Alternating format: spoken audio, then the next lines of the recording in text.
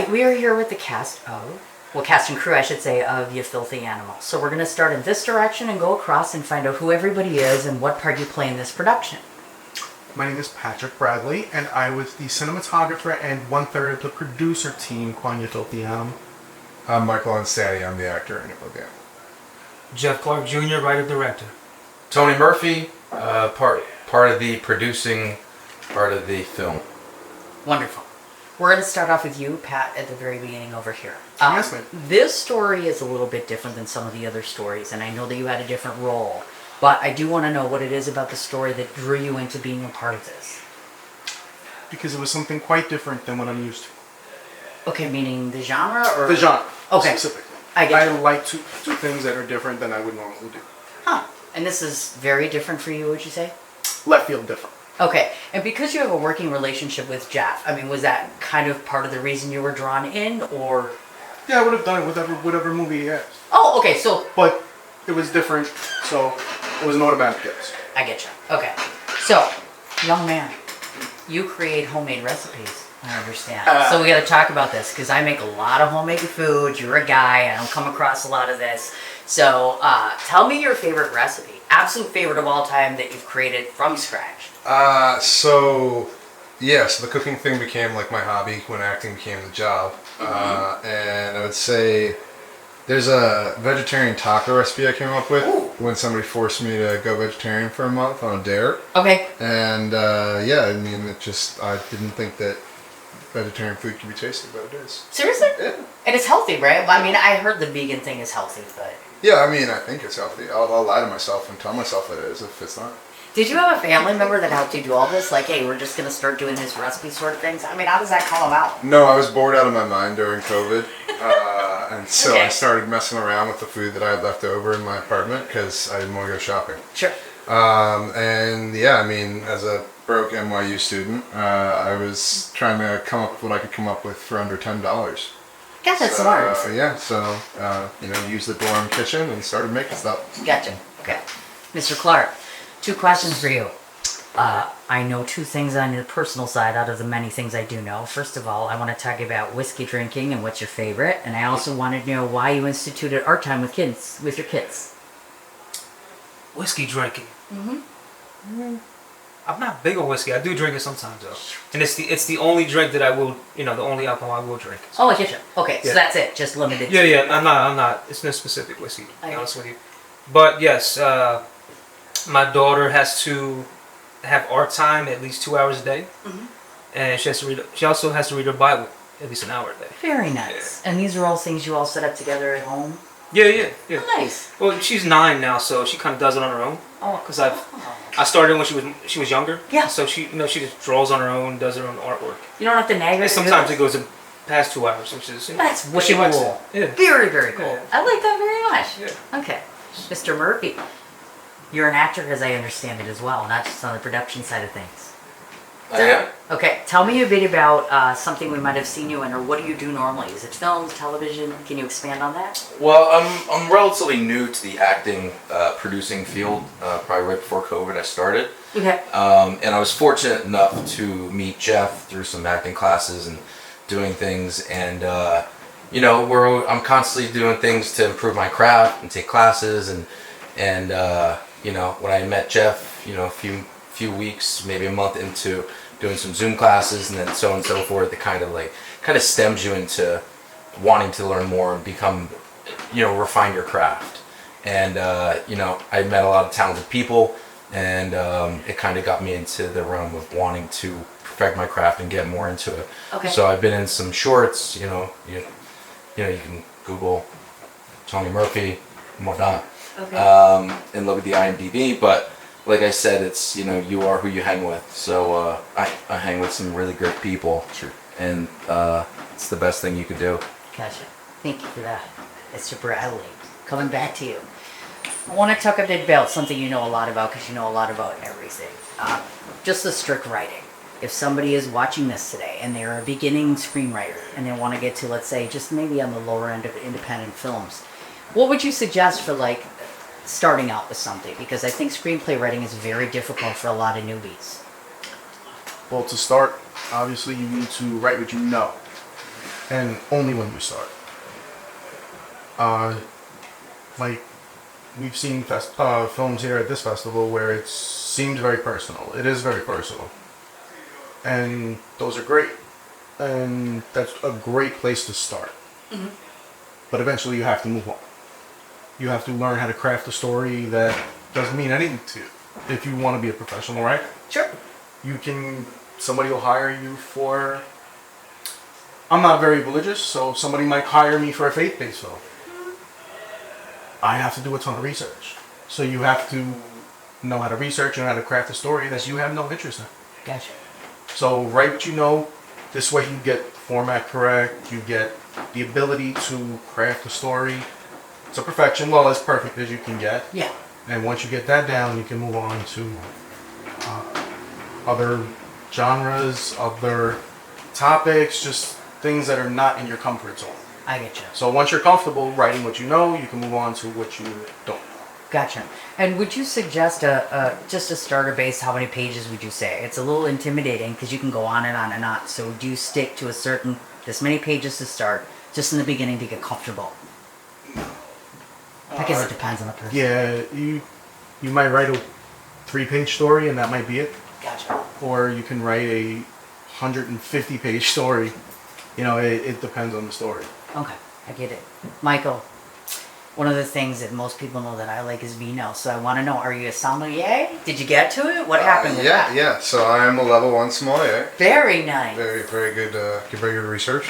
Okay. And I just passed my WSET level 2, so I'm Yes. actually level 2 in a different certification now. So you're the guy that all of us want to ask this question to. So when I'm drinking my white wine later, what should I be drinking? I would hit a Chablis. Seriously? Yeah, it's Really? It's a French Chardonnay. You can't go wrong. No kidding. I don't know that I drink a lot of that. That's interesting. Huh. Okay. All right. Mr. Clark, I know that oftentimes when you're on set, you work with ensembles, meaning it's not just a one-to-one sort of thing. Tell me a bit about being an actor in that experience, because that's a lot of personalities. That's a lot. It's a little different when it's a bigger set and more people. So do you respond better to that versus just like a Method Man sort of thing where it was more intimate and less characters? I guess it depends on the personalities. Ah, yes. Because some people are easier to work with than others. Okay. Some people are divas. Some people are just like real smooth. Like Michael was so easy to work with Oh, nice. on this, and he's so talented. So he made everything easy for me. I get you. Yeah. So it depends on the personality. But I like working with actors. Maybe it's because I'm an actor. I don't know, but I feel like I get along with actors really well. Nice. Okay. We want to talk a bit about how you got into this project, meaning oftentimes people are seeking out a producer. Tell me what it is that drew you into this, besides the fact that obviously you work well with these folks. What is it about the story that drew you in? Well, story specifically is when Jeff was kind of going through and starting to write it, put his ideas down, he had sent me to read it, and there are certain things that you read that kind of do touch you, right? I'm a religious man just by nature of growing up, and so when I read it, certain things clicked with me, and like Pat had reference to, it's like it's like when something about the writing is like write what you know, right? Yeah. And so when you read something that it's kind of the same feeling, right? Mm-hmm. So you write what you know, but if you read something, if you can act in it, or you can work towards it. Sure. And I have a pretty strong ability to meet people and kind of find locations and kind of be friendly and kind of navigate that between people that I've never even met. So when Jeff was like, "Hey, can you try and find some locations? Can you do this? Can you do that?" I said, "No problem." And I had no problem driving up to random funeral homes and going to meeting. Oh my gosh. Oh yeah, I went to Oh my God. I drove all around like North Jersey, wherever I was driving around. Okay. I would literally just stop places. I'd take a picture. Sure. I'd text it to them, and I'd knock on the door, and I'd talk to like the funeral director. I'm like, "Hey, listen, we have this thing. We're looking for it." Some people were entertained. Some people were like, "No." One person said they're like, "We've been closed down for 5 years." I was like, "So." It's enough. I'm like, "It's still a funeral home." and the guy's like, I like Billy and stuff. So. Sure, I I get have a that. funny story. We went out to the farm. He found the farm as well. Oh, okay. And he found actually the orange pickup truck, that Yeah. throwback pickup truck. Yeah. The vintage pickup truck, whatever. But as we were, he was showing me that for scouting. He's like, hey, don't you need a church? And I was like, yeah, I do need a church. He's like, I know a Catholic church. I was like, Catholic church? I was like, I don't know if they're going to let us shoot there. And he's like, I grew up Catholic. Let's just go in and see. And I was like, all right, we can try. Works. And we tried.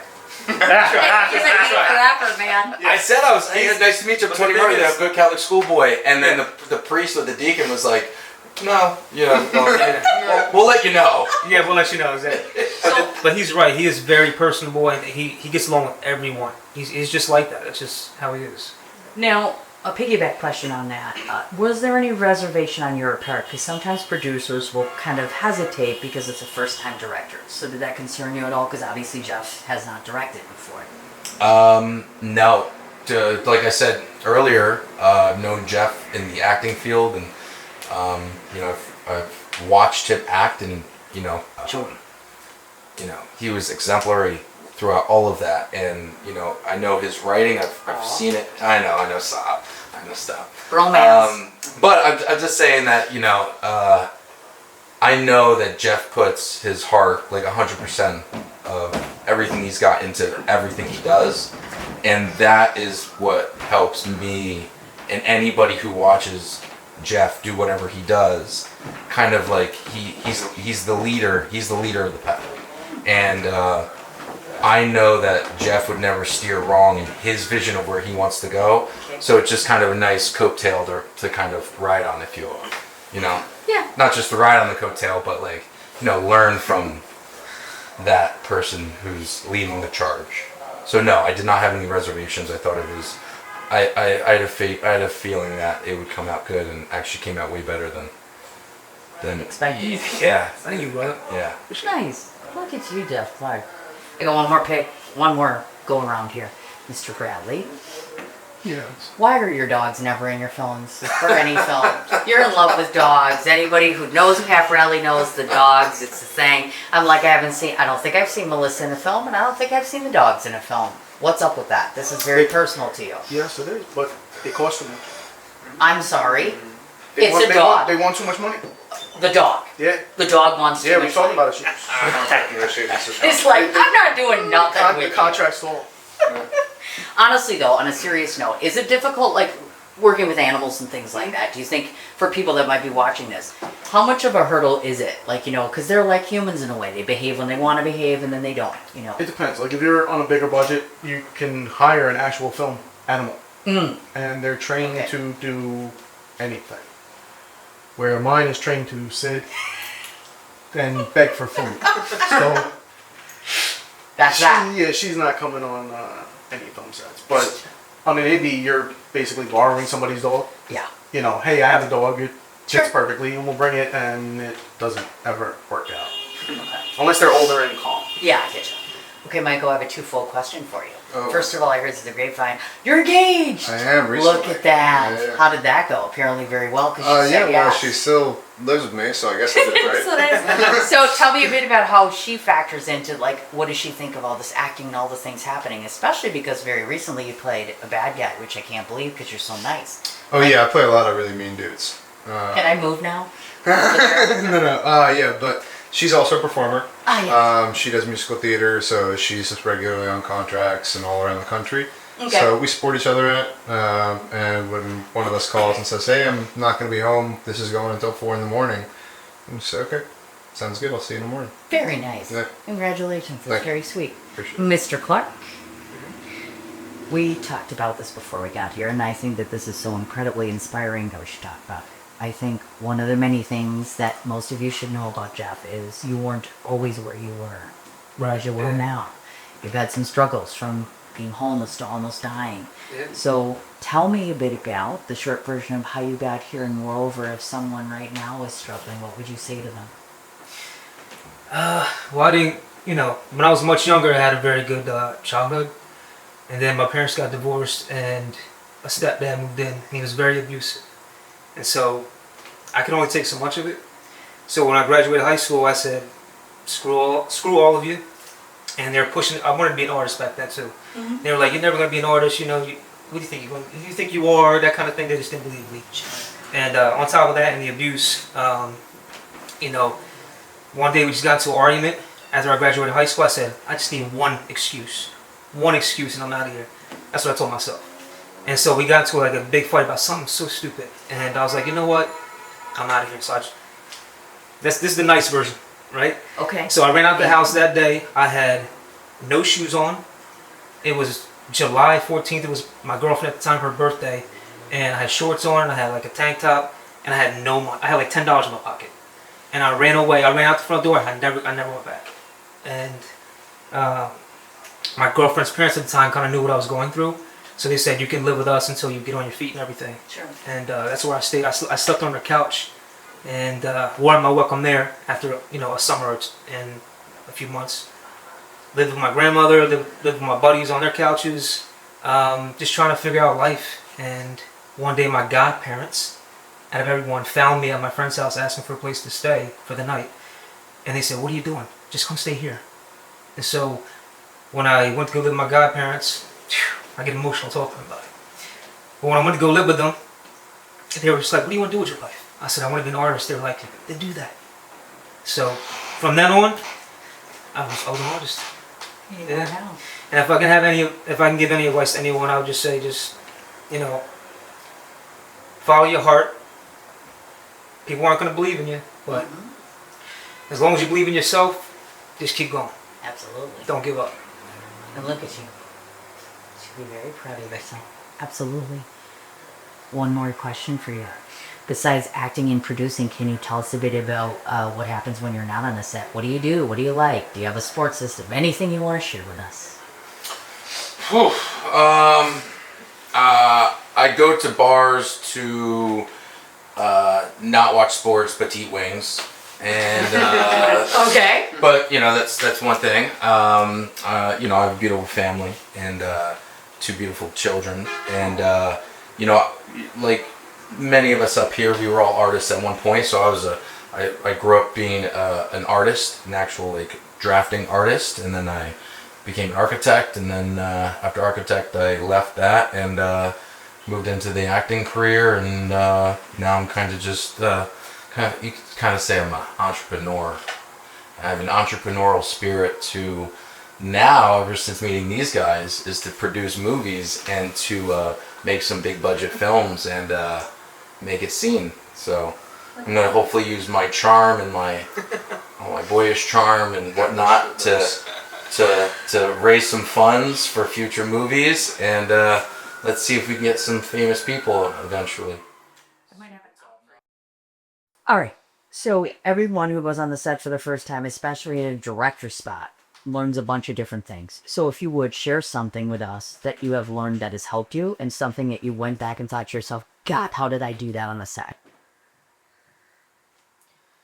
I'm being completely honest.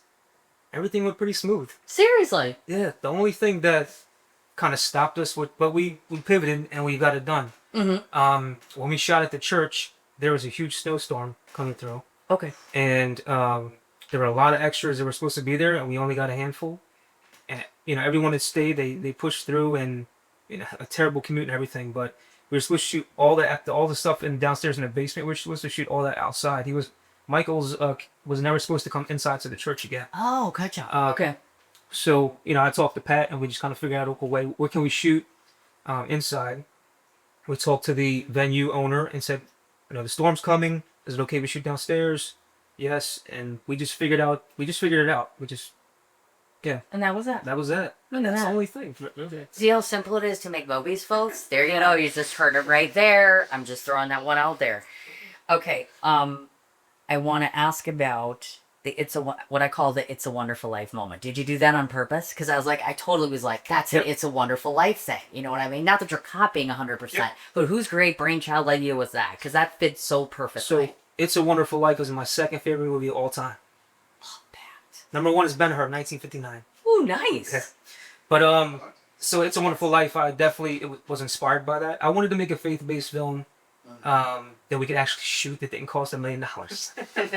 So I was like, what can we do that's simple, that hits people in the heart, and that has a really great message? Yeah. And so, It's a Wonderful Life is a great story. So I kind of took a piece of that. I took a piece of my life. I took a piece of whatever inspired me, and I put it together, and that's what made You Filthy. Very nice.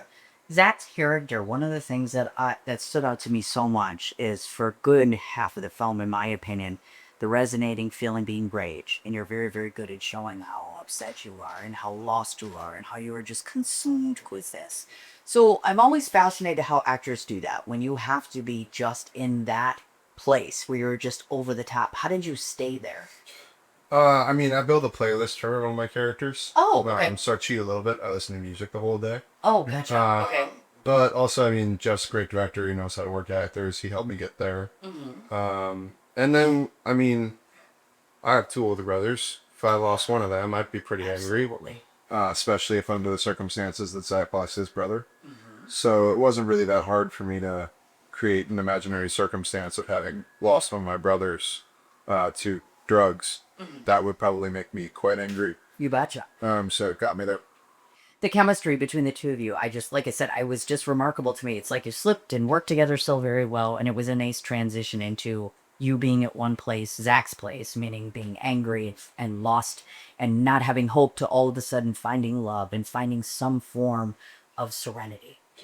Yeah, I mean, Ray's awesome. I did not know her before. Being in the back of that truck, it was not hard to feel love. Thank you. Ray's great, and that was just good casting, and both of us being able to work really professionally together, rehearse a bunch on the day of. Chemistry read. Chemistry read definitely helped, and that's part of the great casting. And yeah, I mean, just kind of went in, and it's the job. You got to tell the story authentically. You got to bring it to life, and part of that is being in love with someone. You find a way to love that person for the day. Yeah, I totally understand. Speaking of excellent casting, who wants to talk about Gabrielle? The messenger.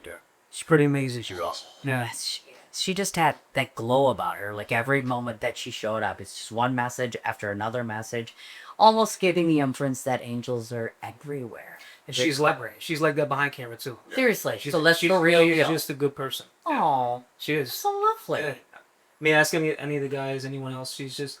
It was like when Michael and I did the chemistry read with her. We did a bunch of reads with other actresses, and they're actually talented. Yeah. But Kelly just brought, like you said, just something extra. She was so authentic and just so believable as an angel, just easily believable. So yeah. And she cares. I mean, every nomination that either of us gets at this point, Yep. we text the other one and wish them a congratulations. It doesn't matter what it is or anything like that. We're always reaching out to each other and finding a way to say congrats. You gotcha. She definitely cares about people. Who can tell me about the beautiful score, the musical score? Oh, that was lovely. Where did that come from? Artlist.io. Oh my God, look at that. We are looking for sponsors for Fat Bastards. It's a show. It's a show. Face. I know, it's a show. It's a show. No. That's true. It's true. That is the actual name. No, but Artlist.io, I edited all that music. I've selected all the music, all the sound effects, everything, and I put it together and edit. Yeah.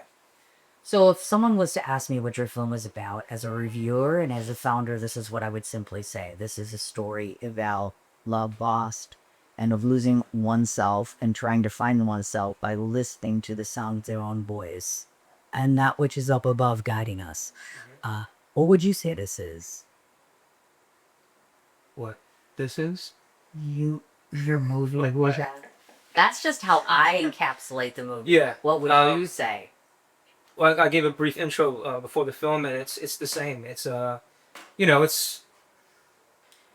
it's a story about the bond between two siblings, two brothers. It's a story of loss and how death is not the end. How there are things that we don't understand about this world that are going on right now, and I just don't think that this is the end. There's larger things happening that we can't see, and sometimes you have to have faith in God, in life, in each other, and in the end, everything will be okay. Nicely put. Thanks. There's your next. Last question that anyone can answer this. Clearly, one of the biggest subjects that's covered at this is, of course, that someone passed away from an overdose. So, what would you want to say to anybody who's at that point where they feel like they can't kick it and they're alone and hopeless? That's a very good question. I don't know if anyone that really has an answer, because you can try to help someone until the sun is blue. You know, it's you can. They have to want to help themselves. I would say, don't give up on people, even if they're struggling with addiction. Um, and some people aren't addicted, and they try a drug one time, it's laced with fentanyl, and they don't know, and they overdose that way. So, but addicts, they have to want to change themselves in a way. They have to want to seek the therapy. If they don't want it yet, then you can't force them to do it. So I would say, don't give up on them, support them, and just keep trying to convince them that they need help. Perfect. Yeah. Where's the film headed next? What's the next festival? Where's it going? There are 4 or 5 more festivals left. One is Aneros, which is actually in this building tomorrow.